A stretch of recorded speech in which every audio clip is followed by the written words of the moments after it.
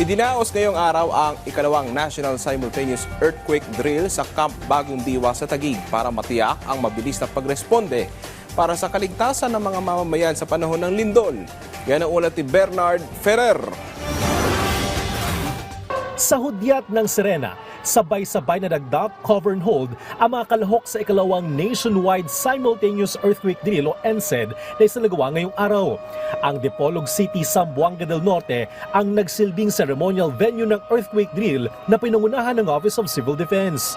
Dire-diretso niyo po yung drills. Huwag niyong hintayin ang national government to do this for you. Mas maganda kayo mismo kung if you can do that quarterly on your own. Ang duck, cover and hold ay isa lamang yan sa ating kailangan matutunan.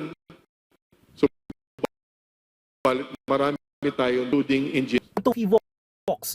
Department of Interior and Local Government, Department of Social Welfare and Development.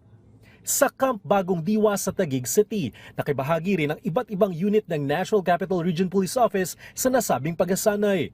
Kabilang sa mga lumahok ang mga tauang ide-deploy sa 4 na pangunahing quadrant ng Metro Manila, ang South, West, East at North. Isinagawa rin isang simulation exercise kung saan tinugunan ng medical team ang mga nasugatan matapos ang isang senaryo batay sa 7.2 magnitude na lindol.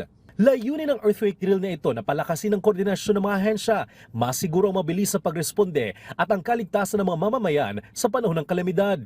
Gayunman, nadismaya si NCRPO Regional Director Police Major General Anthony Aberin sa ilang kakulangang nasaksihan sa aktwal na pagsasagawa ng earthquake drill. Nakita natin, may mga palakad-lakad, pa-relax-relax lang. Maybe deep in your minds, anyway, this is only a drill. Kaya ganun. Sana yung pinag-uusapan natin dito, yung mga critics natin dito, dapat isa puso natin.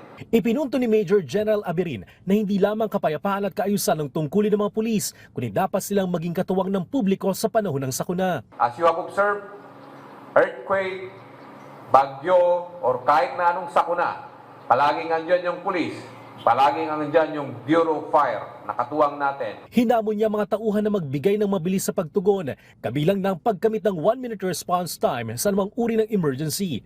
Lumahok din sa earthquake drill ang iba't ibang ahensya ng pamahalaan tulad ng Department of Public Works and Highways, Metropolitan Manila Development Authority at Metro Rail Transit Line 3.